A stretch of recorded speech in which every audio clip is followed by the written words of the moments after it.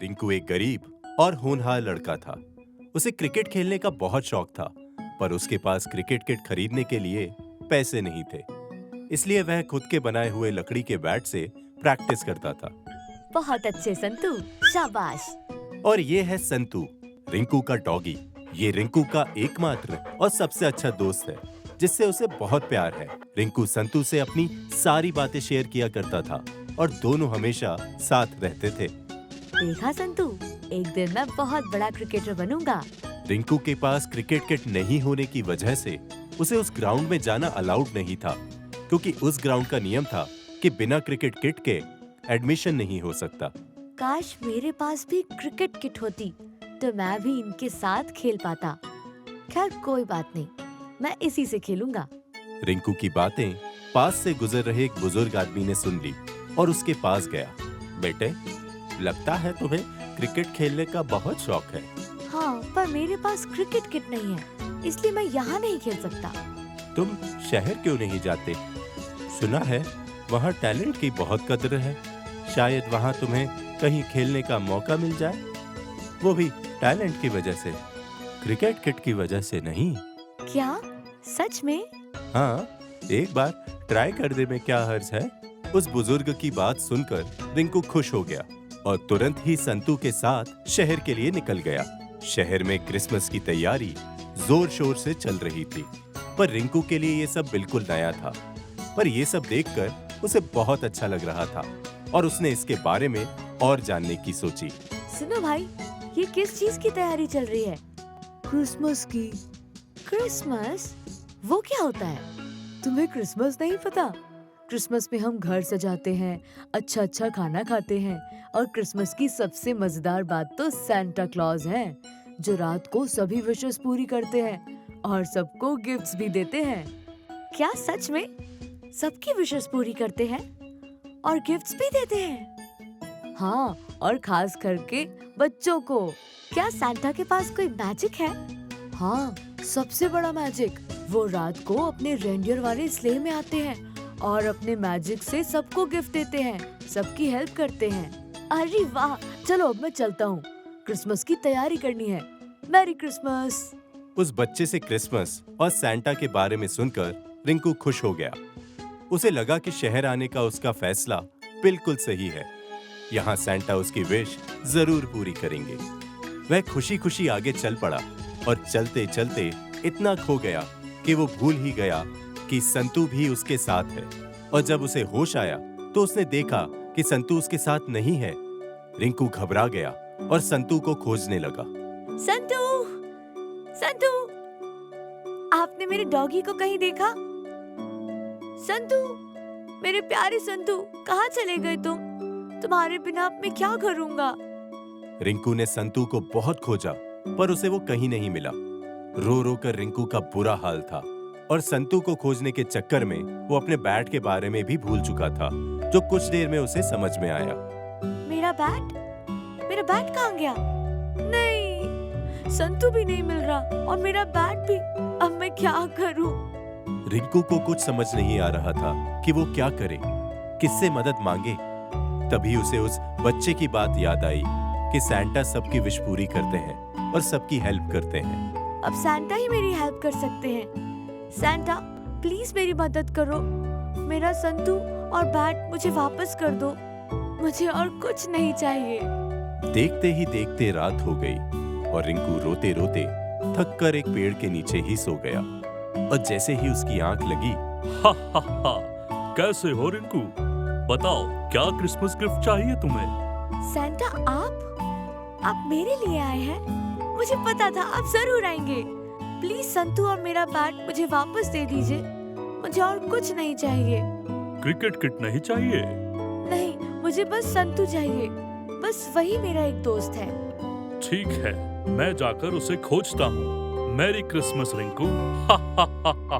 क्या कर रहे हो संतू? सोने दो ना। संतू को अपने सामने देख रिंकू खुश हो गया।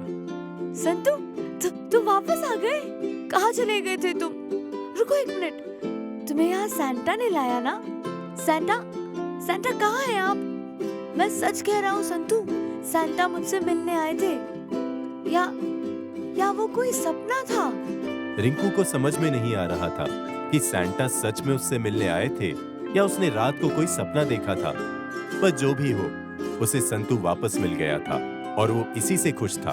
पर उसके लिए एक और सरप्राइज था। संतू, कहाँ ले जा रहे हो मुझे? अरे रुको। पेड़ के पीछे जाते ही रिंकू को वो मिला जिसका सपना वो रात दिन देखता था। क्या है इसमें? अच्छा रुको, मैं खोलता हूँ। वाओ, क्रिकेट किट और मेरा बैट। मेरे लिए ये जरूर सैंटा का गिफ्ट है। लोग सही कहते हैं, सैंटा सबकी विश पूरी करते हैं।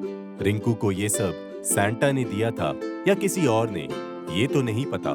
पर जिसने भी ये किया वही रिंकू का सैंटा था और ये सब सैंटा का मैजिक।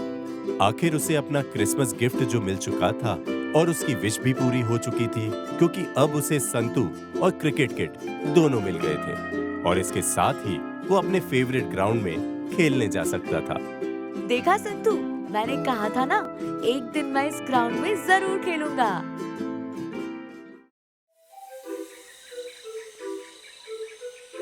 एक बार की बात है, एक गांव में एक बूढ़ी औरत रहती थी जो कि बहुत गरीब थी और उसका नाम शांति था।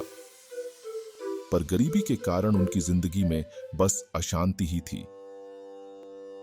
शांति इतनी ज्यादा गरीब थी कि किसी किसी दिन भूखे पेट भी सोना पड़ता था, क्योंकि उसके घर में पैसे कमाने वाला कोई नहीं था और उसके लिए रोज काम करना काफी मुश्किल था। आज तो बेचने के लिए ना कोई सूखी लकड़ी मिल रही है और ना ही खाने के लिए कोई फल मिला। लगता है आज फिर भूखा पेट सोना पड़ेगा। शांति मायूस होकर वहां से अपने घर की ओर चल पड़ी और कुछ दूर जाने के बाद उसकी नजर एक पेड़ पर पड़ी जिसमें बहुत सारे फल लगे थे। ये देखकर शांति खुश हो गई। लगता है भगवान ने मेरी सुन ली। इतने सारे फल, आज तो इन्हें भरपेट खाऊंगी। शांति ने खुशी खुशी उस पेड़ के पास जाकर उस पेड़ से एक फल तोड़कर खाया, पर वो फल इतना कड़वा था कि वो उसे खा नहीं पाई। ओह, ये फल कितना कड़वा है। इसे खाने से तो मेरा पूरा मुंह कड़वा हो जाएगा। फल कड़वा तो था, पर शांति के पास उन्हें खाने के अलावा और कोई चारा नहीं था। अगर वो ये फल नहीं खाती तो भूखे पेट सोना पड़ता, इसलिए वो सोच में पड़ गई। अगर ये फल लेकर नहीं गई तो भूखा पेट सोना पड़ेगा और भूखे पेट सोने से अच्छा है किसी तरह इसे ही खा लूं। कम से कम पेट तो भरेगा। यह सोचकर शांति ने उन्हें कड़वे फलों को तोड़कर अपने पास रख लिया और घर की तरफ चली गई। और कुछ दूर चलते ही उसे लाला के दुकान के बाहर लगा एक बोर्ड दिखाई दिया जिसने लिखा था, फल के बदले चावल ले लो। ये देख शांति वहीं रुक गई। फल के बदले चावल ले लो? लगता है आज मुझे खाने को स्वादिष्ट चावल मिल ही जाएंगे। शांति गरीब जरूर थी, पर वो बहुत चालाक भी थी। बोर्ड पढ़कर उसने कुछ सोचा और लाला की दुकान में चली गई और जंगल से तोड़े हुए फल निकालकर लाला को दिए। लाला जी, ये लो फल और बदले में मुझे चावल दे दो। लाला ने शांति से फल लेकर उन्हें जैसे ही देखा, उसे समझ में आ गया कि फल कड़वे हैं। ये क्या? ये भी कोई फल है? कितने कड़वे हैं! इनके बदले कुछ नहीं मिलेगा। पर तुमने यहाँ बस फल के बारे में लिखा है, उसमें कड़वा या मीठे का कोई जिक्र नहीं। और फल तो फल होता है। अब तुम्हें चावल देने ही पड़ेंगे, वरना मैं महाराज से शिकायत करूंगी। अरे नहीं नहीं, ऐसा करने की कोई जरूरत नहीं, मैं देता हूँ। शांति की बात बिल्कुल सही थी, इसलिए लाला को ना चाहते हुए भी शांति को कड़वे फल के बदले चावल देने पड़े और इस तरह शांति ने अपनी चालाकी से खाने का इंतजाम कर ही लिया। वाह, इतने दिनों के बाद चावल खाकर मजा आ गया। शांति खाने का स्वाद ले ही रही थी, तभी उसे अचानक सिपाहियों की आवाज सुनाई दी और वो दौड़कर बाहर गई तो देखा महाराज के सिपाही महाराज का ऐलान सुना रहे थे। सुनो सुनो सुनो, महाराज ने राज्य के सभी लोगों के लिए एक प्रतियोगिता का ऐलान किया है। आप सभी उसमें हिस्सा ले सकते हैं। जो भी प्रतियोगिता जीतेगा उसे महाराज इनाम देंगे। सुनो सुनो सुनो। सिपाही की बात सुनकर शांति खुश हो गई।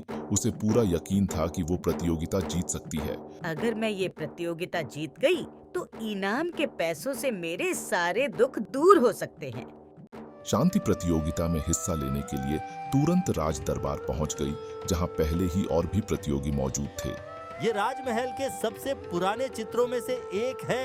आप लोगों को बस इतना बताना है कि इसमें कौन सी चित्र बनी है। जो सही बताएगा वही विजेता होगा। ये तो बहुत आसान है, इसमें कुछ भी नहीं बना है। नहीं नहीं, यह एक वीरान जमीन का चित्र है। सब लोग उस चित्र को देखकर अपना अपना राय दे रहे थे, सिवाय शांति के। शांति चुपचाप उस चित्र को देख रही थी और कुछ सोचने के बाद वो आगे आई। महाराज, मैं जानती हूँ ये किस चीज का चित्र है।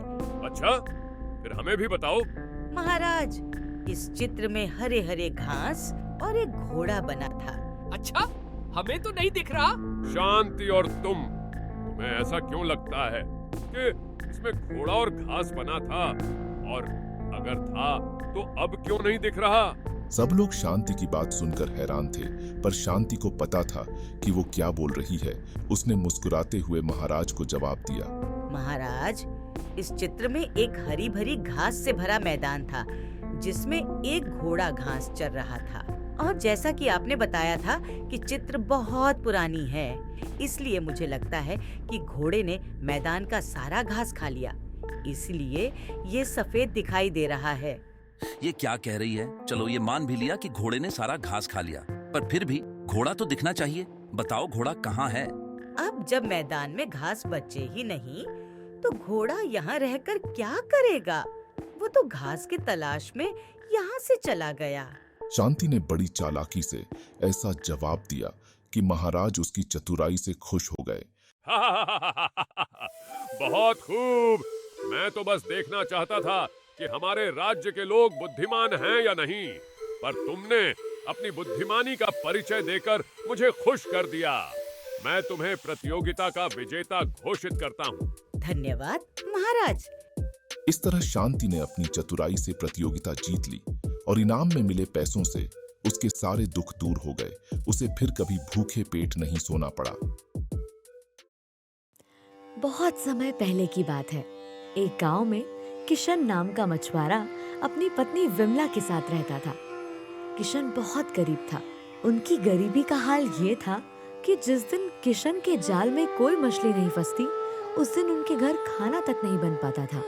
किशन रोज मछली पकड़ने पास के तालाब में जाया करता था, ताकि उन्हें बेचकर अपनी जिंदगी गुजार सके। ओह, आज भी कोई मछली हाथ नहीं लगी।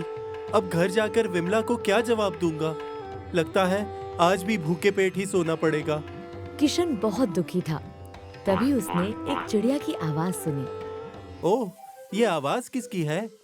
किशन ने तुरंत आवाज का पीछा किया और देखा कि तालाब के किनारे एक घायल हंस दर्द से कराह रहा है। पर यह हंस और हंसों की तरह सफेद नहीं, बल्कि सुनहरे रंग का था। किशन तुरंत उस सुनहरे हंस के पास गया। ओह, ये कैसा हंस है? ऐसा सुनहरा हंस तो मैंने आज तक नहीं देखा। कितना प्यारा है, पर लगता है ये घायल है। मुझे इसकी मदद करनी चाहिए। सुनहरे हंस को घायल देखकर किशन को उस पर दया आ गई और वो उसे अपने साथ अपने घर ले आया और उसकी बहुत अच्छे से देखभाल की। देखते ही देखते कुछ ही दिनों में हंस बिल्कुल ठीक हो गया। और फिर एक दिन जब किशन हंस को खाना खिला रहा था, तो उसने जो देखा वो कभी सोचा नहीं था। अब तुम बिल्कुल ठीक हो गए और मैं इस बात से बहुत खुश हूँ। अब तुम पास ही रहना हमेशा के लिए। हाँ बिल्कुल, और मैं भी बहुत खुश हूँ तुम्हारी सेवा से। तुम बोल कैसे सकते हो? मैं बोल भी सकता हूँ और बात भी कर सकता हूँ, क्योंकि मैं कोई साधारण चिड़िया नहीं, बल्कि एक जादुई चिड़िया हूँ। जादुई चिड़िया? पर तुम यहाँ कैसे आए? मैं इधर से गुजर रहा था, तभी एक शिकारी ने मुझे पकड़ने के लिए तीर चला दिया और मैं घायल होकर गिर पड़ा। किसी तरह उस शिकारी से अपनी जान बचाई। ओह, ये तो बहुत बुरा हुआ। हाँ, अगर तुम सही समय पर नहीं आते तो पता नहीं क्या होता। तुमने मेरी जान बचाई है और मेरी बिना किसी स्वार्थ के इतनी सेवा की, इसलिए मैं तुम्हें कुछ देना चाहता हूँ। सुनहरे हंस ने उसे अपना एक पंख निकाल कर दिया और जैसे ही किशन ने पंख को हाथ में लिया, वो सोने का बन गया। ये तो सोने का पंख है। तुमने ये कैसे किया? मैंने बताया ना, मैं एक जादुई चिड़िया हूँ, और क्योंकि तुमने मेरे ऊपर इतना बड़ा एहसान किया है, इसलिए मैं हर हफ्ते तुम्हें अपना एक पंख दूंगा, जिससे तुम्हारे सारे दुख दूर हो जाएंगे और फिर कभी तुम्हें भूखा नहीं सोना पड़ेगा।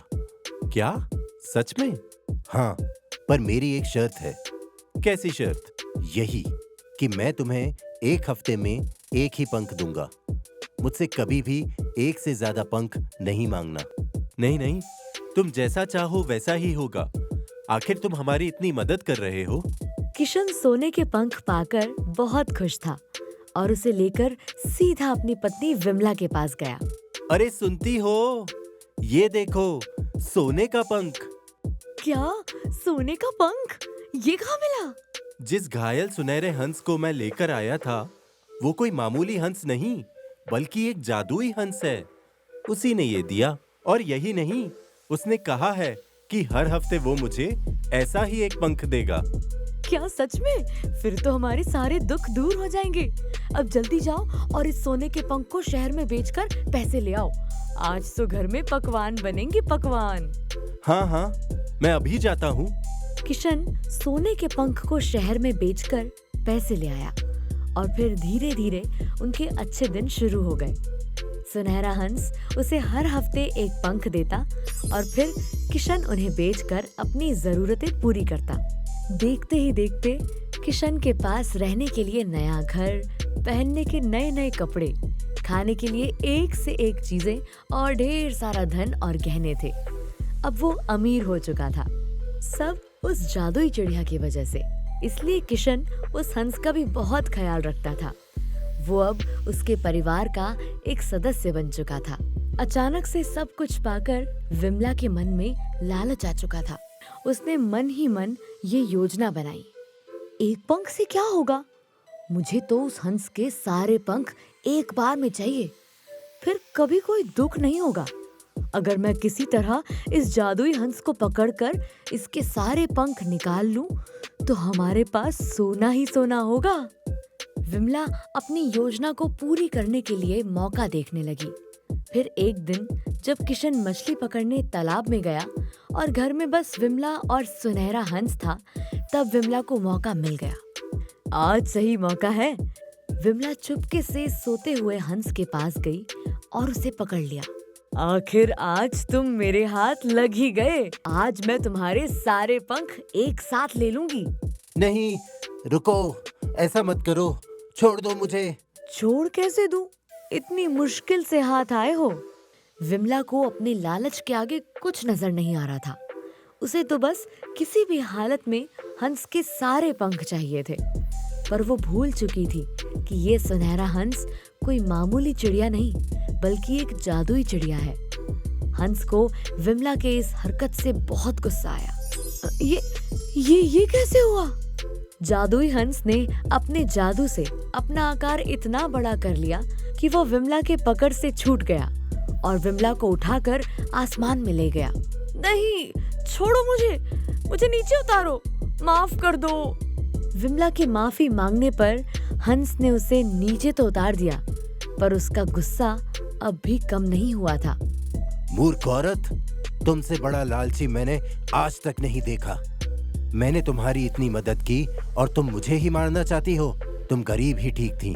मेरे जाते ही जो जो चीजें मेरे सुनहरे पंख से तुम्हें मिली हैं, वो सब गायब हो जाएंगी।